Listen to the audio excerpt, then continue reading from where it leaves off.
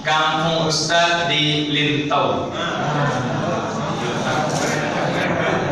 Ada Pak Lintau.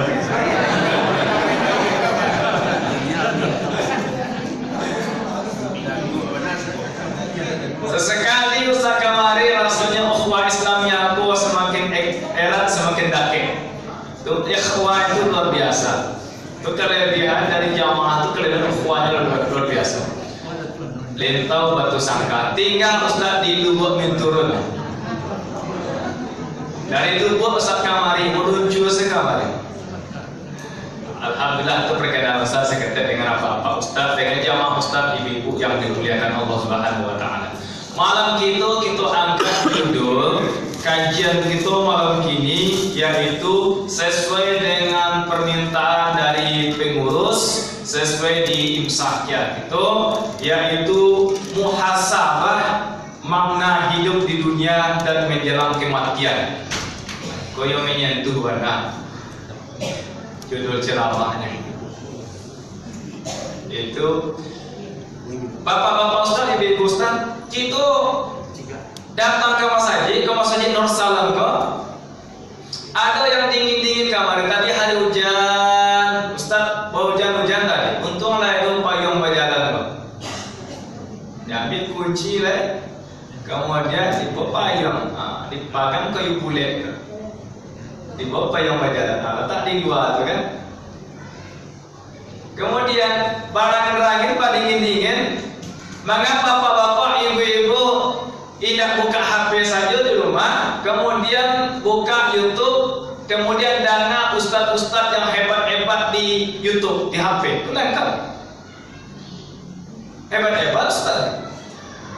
Maka itu dana ustadz yang di Masjid Nur Salam, ustadznya ustadz lokal dari Lubuk Minturun, dari Lubuk Bayo, dari Tapian, ustadz lokal.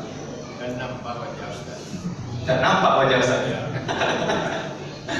Tapi kalau di HP itu nampak wajah saya, karena gambarnya nampak. Hebat-hebat Ustadz di YouTube tuh, di HP itu hebat-hebat. Ustadz Ali Hidayat, ahli tafsir. Ustadz Abdul Somad, ahli hadis. Ustadz Khalid Basalama, kemudian Ustadz Buya Yahya, ahli fikih. Kemudian Syekh Ali Jaber adalah hafizul Quran. Banyak. Kita angkat dari Al-Quran surah Al-Imran ayat 1-3. Fa asbahtum bi ni'matihi ikhwana. Koyong berbuat gitu. Kok maksaba. Kok kita tanya-tanya ini. Kamari kita badingin-dingin, kaki panek, mantungan tua, takkan kantuk di surga, pasanda di tonggak, takkan kantuk itu tandanya kita di masjid. Kau ada terkantuk masjid tanda hatinya sakinah. Sana hatinya. Di rumah ada modal dosa, bawa ke masjid. Kadang bapak ibu tak kado, baik dia jagokan. Orang sanam tu dah boleh digaduan. Lah, sahur dia jago bisa. Fa asbahtum bi ni'matihi ikhwana. Ketika nanti bapak-bapak, ibu-ibu ustaz nanti itu berada dalam surga. Kau yang kematian, melalui kematian. Matian itu karena apapun pintu untuk menuju ke akhirat. Ketika bapak-bapak ustaz kasadanya, ibu-ibu ustaz yang di belakang kasadanya, ini kok kasadanya malam kini kok calon-calon penduduk surga kasadanya. Ketika penduduk surga itu adalah menunjuk sebagian penduduk surga. Ya Ridwan. Itu digambarkan dalam kitab Tafsir Ibnu Katsir, penjelasannya tafsirnya. Ya Ridwan. Kami telah mencari kawan-kawan kami jamaah Masjid Nur Salam. Kami dulu berjamaah subuh berjamaah. Kemudian saat subuh itu mendengar kajian dengan guru-guru. Kemudian kami zuhur berjamaah, asyar berjamaah, maghrib berjamaah. Kalau di luar Ramadan, saya maghrib itu kami mendengar kajian dengan guru-guru kami, taklim dengan guru-guru kami, mendengar ceramah, tausiah dengan guru kami. Bulan Ramadan, Isya, saya bisa berceramah pula. Kemudian tarawih, kemudian lanjut witir, berjamaah kami, tapi tidak nampak sebagian kawan-kawan kami. Itu Pak. Tidak nampak kawan-kawan nampak. kiri ko, yang semua duduk ya Pak, semua duduk ibu tak nampak kawan ko, cari pandang-pandang kawan kita sebelah itu. Kalau tak nampak musuh cari musuh. Cari ke kiri, cari ke kanan. Kok kawan aku dia tidur dia itu sama jamaah. Cari musuh. Itu penjelasan tafsir. Lah engkau cari kata Tuhan. Lah kemana engkau cari? Lah 8 surga engkau cari. Maka surga itu 8 tingkat, neraka 7 tingkat. Ustaz, kok saketik neraka daripada surga? Padahal kita cari Ustaz lebih banyak orang kau masuk neraka bantu aja daripada masuk surga.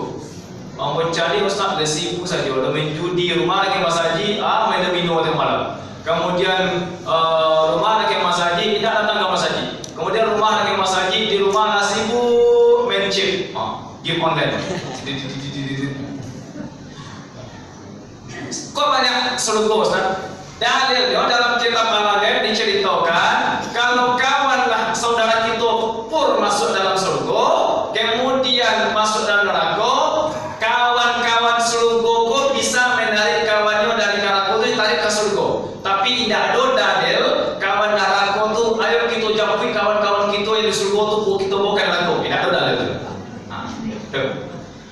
Dalilnya pintu surga kok bisa menjepit kawannya ke neraka. Akhriju man araftu, tarik tangannya keluar, kemudian yang kenal dengan kamu kau di atas dunia lalu tarik tangannya keluar. Ada dalil. Tapi tidak ada dalil kalau pintu dua neraka itu menjepit kawannya ke surga ditarik ke neraka, tidak ada. Kalau fonisnya ke surga. Di situ digambarkan penduduk surga itu rata-rata umurnya salah 33 tahun. Ulama ada mengatakan antara 31, 32, 33. Ada yang mengatakan, mayoritas mengatakan 33 tahun. Penduduk surga itu 33 tahun. Lihat bayang yang bapak 33 tahun dulu. Balik muda bapak ustaz balik. Guru-guru ustaz kau balik muda. Dan ketik-ketik umur balik, nanya umur jadi 33 ustaz. Ibu ustaz yang nenek-nenek di belakang, yang sana ke Indiang tu, yang sana ke Tonggak tu, besok umurnya 33 tahun. Lihat bayang dia umur 33 tahun dulu. Lihat apa nampak dia? Lah berapa anak waktu itu? 30. Berarti capek pun lelaki tu. Ganti kau 33, ayo kita mau jalan-jalan. Di dalam kitab tu dijelaskan, di kitab Al-Qur'an diceritakan, ayo kita menghadap kepada Allah. Di situlah dalil pintu surga itu bertemu dengan Allah nanti saat ada. Tapi pertemuannya tidak diceritakan sambil duduk, sambil berdiri, tidak diceritakan. Sampailah di situ berhadapan dengan Allah, disuruhlah dengan malaikat Ridwan, ya Ridwan, bimbinglah kawan-kawanku jalan-jalan ke neraka. Itu dalilnya pintu neraka surga itu bisa mencari kawannya ke neraka. Sampai di neraka itu, yang mana kawan-kawannya kau? Kawan tu menunjuk tangan. Ketika menunjuk tangan tu, neraka tu digambarkan di situ seperti banjir naik dari kaki sampai ke atas, sampai berenang di dalam neraka. Dari kaki sampai ke betis, dari betis sampai ke pinggang, tolong, sampai ke leher. Sampai ke leher, apa kata Allah kepada penduduk surga itu? Ya ahlu jannah, wahai penduduk surga, akhriju, keluarkan dia itu. Tarik tangannya keluar, akhriju man, orang-orang yang bersama-sama kenal dengan kamu di masjid dulu, kemudian bertakziah bersama-sama, kemudian berjamaah sama-sama, mencari kawan yang sakit, ada yang dapat kawan musibah. Kita dah memandang kawan orang kaya, orang miskin, ulama tinggi, pejabat. Kita dah memandang orang tu miskin, kaya, pejabat, tapi kita pandang adalah ukhuwah Islamiyah. Kita bersama, kita bersaudara, itu yang kita pandang. Kita tidak memandang masalah dunia, tapi kita pandang masalah akhirat. Disitulah akhriju man araftu, tarik tangan keluar, kemudian bawa dia itu kemana dibawa? Dibawa oleh malaikat Ridwan ke telaga surga, kemudian dimandikan oleh malaikat Ridwan sampai di surga itu memancar cahaya-cahaya surga, nur surga itu mancar. Itu apa tuh Ustaz? Itu namanya fa asbahtum bi ni'matihi ikhwana, syafaat dari saudara-saudara kita, dari bapak-bapak ibu-ibu yang sama berjamaah dengan kita itu syafaat dari kawan-kawan kita semua berjamaah. Dalam tafsir itu dijelaskan yang menolong kita itu bukan anak kita, dijelaskan. Nah, anak yang terus 3 tahun seumur nanti. Berarti itu saudara kita. Kalau bersama istri bisa Ustaz, boleh bawa istri ke masjid sama dengan pendampingnya, dengan suaminya, dengan mahram ya, bukan dengan muhrim. Mahram dengan muhrim itu jauh beda. Dan itu kan kalau masalah kulit bersinggung kulit antara laki-laki perempuan kita nak muhrim Ustaz. Itulah kata-kata namanya kita selalu salah. Kalau muhrim itu artinya orang yang pakai baju ihram di Makkah. Itu artinya. Apa senggol? Apa-apa itu? Jangan senggol apa Pak? Kita nak muhrim. Itu kata-kata yang perlu kita luruskan. Muhrim itu artinya orang pakai baju ihram di Makkah. Tapi kalau mahram itulah orang-orang yang bisa melindungi kita. Suami kita, mahram kita, pada mahram kita Ustaz karena pernikahan. Ayah kita, mertua kita, saudara kita, adik kita, saudara ayah kita. Nah, itu mahram kita. Itu yang melindungi kita. Kalau adik ipar, kakak ipar itu tidak masuk mahram kita. Tak mahram. Kalau di rumah tuh aku aja adik ipar, kakak ipar pakai baju pakai celana Hawaii, pakai baju KTB saja kita rumah. Ada adik ipar, ada kakak ipar tuh tak mahram kita tuh, tak mahram. Bukti dalilnya tak mahram tuh, bukti yang tak mahram kita. Kalau meninggal istri Pak, meninggal suami ibu, bisa nak kakak ipar kita atau adik ipar kita nikah dengan adik ipar kita? Bisa Bu? Kalau bahasa Minangnya mana mau? Ganti lapia apa ganti kasur lamu ya? Ganti lapia. Tuh, kakak ipar dengan adik ipar itu tidak mahram. Dengan mertua gimana Ustaz? Dengan mertua selama-lamanya mahram. Mantan mertua itu tidak ada. Dalam agama mantan mertua tidak ada dalam agama. Aku istri itu bawa ke masjid. Bimbing ke masjid dengan mahram dengan suami. Boleh nggak kita berbimbing tangan dengan suami ke masjid Ustaz? Boleh. Tapi kalau baca dalam kitab Imam Syafi'i, berbimbing bersenggolan kulit suami istri batal. Imam Syafi'i mengatakan batal karena Imam Syafi'i itu orang yang hati-hati karena takut nafsu. Kalau nafsu batal. Makanya hati-hati takut nafsu. Imam Hambali, kalau Imam Hambali persentuhan kulit suami istri itu batal wudhu Ustaz? Tidak. Kenapa tidak batal wudhunya? Nah, Bapak Deko, kalau kita sentuhan salam dengan istri kita, salam. Kita pakai lapisan, pakai pambate, hijab, pakai kain. Boleh tuh Ustaz, itu pakai mazhab Syafi'i, boleh. Kalau ada patang tu, ini tidak pakai penghalang Ustaz, langsung berjabat tangan dengan istri. Berarti tak batal wudhu Ustaz. Nabi dulu kan pergi ke masjid nyo mamagian istrinya Siti Aisyah. Nabi ada panggilan khusus kepada istrinya. Nama panggilannya ya Humairah, wahai istriku yang kulitnya putih kemerah-merahan. Kalau karena di matahari kulitnya memerah. Jadi kalau putih, jadi apa-apa itu panggilan Nabi kepada istrinya. Boleh tak apa-apa panggil Humairah kepada istrinya? Boleh kalau kulit istri Pak putih. Betul ya? Boleh. Tapi kalau hitam kulit istri apa? Jangan pelurui. Jadi panggil dulu ya Hajar Aswad. Jadi panggil dulu. Betul Nabi. Diambillah jidat istri Siti Aisyah dicium oleh Nabi. Padahal Nabi berwudu. Itu dah lihat tuh. Nabi berwudu diciumlah kan yang Siti Aisyah oleh Nabi. Kemudian Nabi langsung sholat ke Madinah. Tidak ada Nabi ulang berwudu tidak. Langsung Nabi ke masjid. Dengan syarat Nabi tidak syahwat. Itu yang pertama. Ketika malam-malam Siti Aisyah dipegangnya Nabi di sebelah ketika lalu. Ya Rasulullah, mana Rasulullah? Dipaganglah tangan jelai, pagang kaki Nabi. Kira Nabi sedang sholat tahajud tengah malam, sholatul lail, dipegang kaki Nabi. Kiranya Nabi sedang sholat. Apa kok batal wudhu Nabi, batal sholat Nabi waktu itu? Tidak. Nabi lanjut saja sholatnya. Jadi batal wudhu di waktu itu, maka Nabi batalkan sholat, batalkan wudhu. Kalau batal wudhu itu batal sholat, tapi rajin Nabi sholat. Itu dalilnya persentuhan antara suami istri itu tak batal wudhu. Babimnya apa dari rumah kamari? Itu dulu, Pak. Babimnya apa tadi jodoh tadi ya? Yo, apa batal wudhu Pak?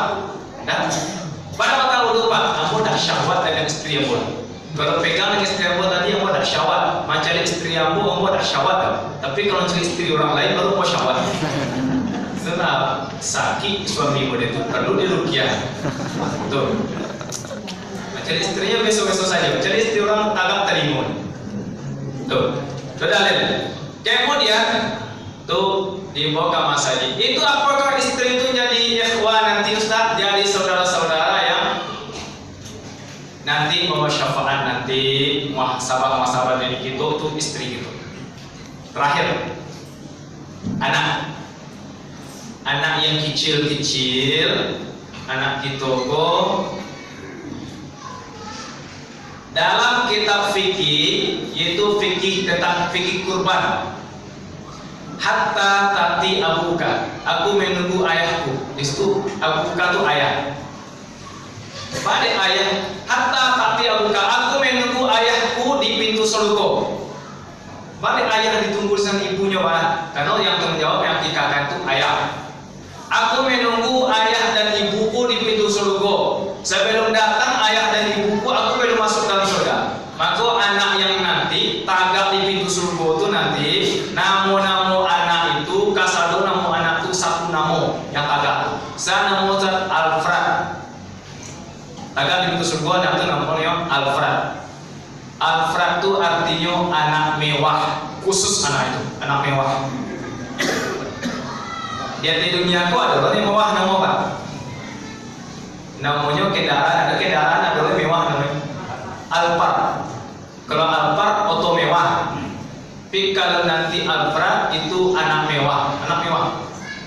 Kenapa engkau berdiri di pintu surga ini? Kenapa engkau tidak masuk? Kullu mauludin yuladu ala fitrah. Anak yang kecil-kecil meninggal itu langsung bersih suci masuk surga oleh Allah Subhanahu wa taala.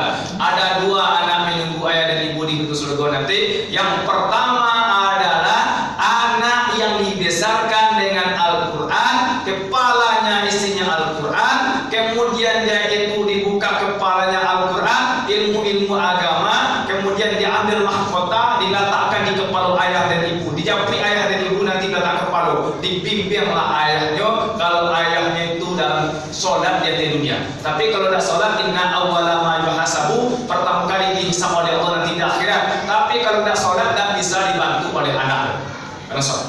Tapi kalau sholatnya ditunggu oleh anak, sama-sama juga anak masuk surga. Itu namanya anak afrad pertama, anak yang menunggu ayah dan ibu di surga. Satu, dua. Yang kedua, anak kecil belum sempat dididik, belum sempat kita berikan ilmu-ilmu agama, dididik dengan Al-Quran, meninggal dalam alam rahim, meninggal dalam kandungan ibu, lewat umuannya 120 hari. Alastu birabbikum qalu bala syahidana. Alastu, apakah engkau mengatakan mengaku bahwa aku ini sebagai Rabbmu? Qalu bala syahidana, aku bersaksi engkau ya Rabb, engkau Tuhan kami yang patut kami sembah nanti. Itu perjanjian antara ruh dengan roh. Itu umurnya berapa? 120 hari. 120 hari itu berapa bulan tuh Pak Ibu? Sebulan 30 hari, 2 bulan 60 hari, 3 bulan 90 hari, 4 bulan 120 hari, berarti 4 bulan. 4 bulan tuh 4 bulan, 5 bulan, 6 bulan, 7 bulan, 8 bulan meninggal anakku dalam kandungan ibu. Berarti belum sempat anakku didik. Belum sempat dididik. Maka dalam kitab akikah itu anak itu sepakat 4 mazhab, Hanafi, Maliki, Syafi'i, Hambali, sepakat 4 itu supaya dapat kamu syafaat nanti dari anak itu, akikahkan anak itu. Tuh. Hukumnya apa Ustaz? Sunnah muakkad, tidak wajib. Kalau tidak diakikahkan tidak berdosa. Kalau diakikahkan Ustaz cepat dapat syafaat nanti. Gimana seperti itu Ustaz? anak laki-laki 2 ekor kambing, anak perempuan 1 ekor kambing. Gimana caranya untuk akikahkan Ustaz? Kini akikahkan itu sangat gampang dan murah. Telepon saja jasa akikah.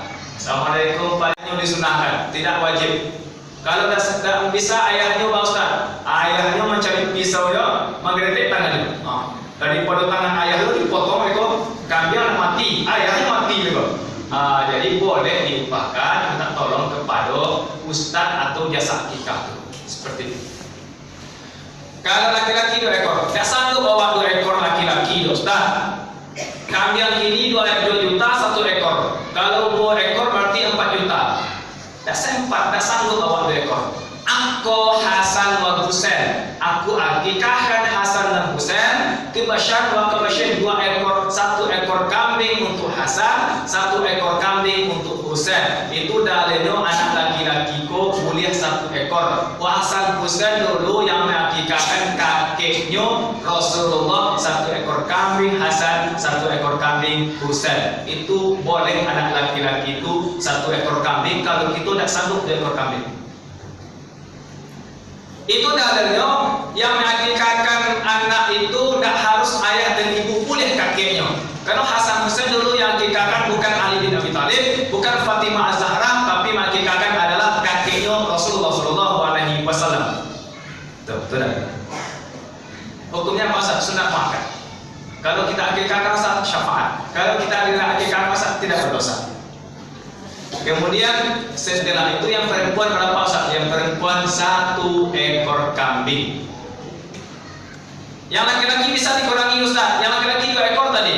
Bisa yang perempuan itu 1 ekor enggak? Setengah ekor enggak? Tidak bisa yang perempuan kok setengah ekor. Setengah ekor saja Ustaz, laki-laki bisa dikurangi. Perempuan kok dikurangi dulu setengah ekor. Tidak bisa, 1 ekor. Pilihan itu. Berarti itu kajian kita malam ini. Pertama, syafaat muhasabah untuk diri kita. Istiqomahkanlah kita datang ke masjid. Hujan hari pakai payung. Banyak payung di luar nampak Ustaz tadi. Dingin hari pakai jaket. Kemudian licin jalan pakai tongkat. Kalau ke masjid kau pakai sulur, senter, HP kau ada. Orang istiqomah model itu nanti dia syafaat nanti bersama saudara-saudara nanti ikhwana, sama-sama bersama-sama fasbatu bi nikmati ikhwana. Itu pertama. Yang kedua, kalau bersama keluarga kita dengan istri kita sama-sama datang ke masjid. Ustaz, yang perempuan itu kan di rumah disunahkan. Ada di kamar, sunahkan di kamar. Ada kamar ketek di kamar itu disunahkan dulu. Itu ketika jahiliyah menjadikan perempuan itu fitnah, melampiaskan nafsu. Tapi ketika di Madinah dulu, ketika Nabi datang ke masjid, Siti Aisyah itu dulu ikut bersama di belakang Nabi, menciguk-ciguklah Siti Aisyah itu ketika Nabi mengadakan halakoh. Nabi selesai sholat itu ada halakoh. Halakoh memberikan dakwah kepada sahabat. Siti Aisyah juga ikut mendengar di belakang. Itu dalilnya perempuan itu sudah datang ke masjid rami-rami. Nanti Niko dan ibu-ibu datang ke masjidnya rami. Ada majelis taklim ibu-ibu. Ada wirid yasinan ibu-ibu, ada wirid arisan ibu-ibu, ada PKK ibu-ibu, ada menelepon Ustaz lain apa-apa mengadakan arisan. Ustaz apa-apa mengadakan arisan, kami undang Ustaz apa-apa arisan. Ada madur ibu-ibu. Nampaknya ibu-ibu kau yang banyak masuk surga, nampak surga. Tuh. Kemudian kalau anak kita yang kecil sempat kita didik Ustaz, disunahkan akikahkan. Kemudian ladang Ustaz didik dengan Al-Quran. Karena Al-Quran itu nanti menjadi syafaat, anak itu akan membantu kita juga nanti di memproses kita menuju surga Allah Subhanahu wa Ta'ala. Oke, terima kasih untuk kajian kita malam ini. Ustaz, ada yang saya sampaikan. Kini kan malam-malam minggu terakhir banyak jamaah kita yang iktikaf. Jadi Ustaz nanti sholat tarawih Ustaz di Siko. Jadi Ustaz nanti sholat witir Ustaz di luar. Ya Ustaz izin berdua sholat tarawih Ustaz baca jamaah. Kalau sholat tarawih itu khusus di bulan Ramadan. Di luar Ramadan tidak ada sholat tarawih. Kalau witir di bulan Ramadan, di luar Ramadan ada. Aku Ustaz nanti ada acara setelah yang pertama ada acara takziah. Set itu ada acara iktikaf. Iktikaf itu ibadah itu mudah-mudahan malam yang luar biasa itu kita bisa mendapatkan malam yang luar biasa itu Lailatul Qadar. rabbal alamin. Terima kasih Ustaz bangga dengan bapak-bapak Ustaz, dengan ibu-ibu Ustaz. Semoga malam ini malam yang diberkahi oleh Allah Subhanahu wa taala. Terima kasih. Subhanakallahumma wa bihamdika asyhadu an la ilaha illa anta astaghfiruka wa atubu ilaik. Assalamualaikum warahmatullahi wabarakatuh.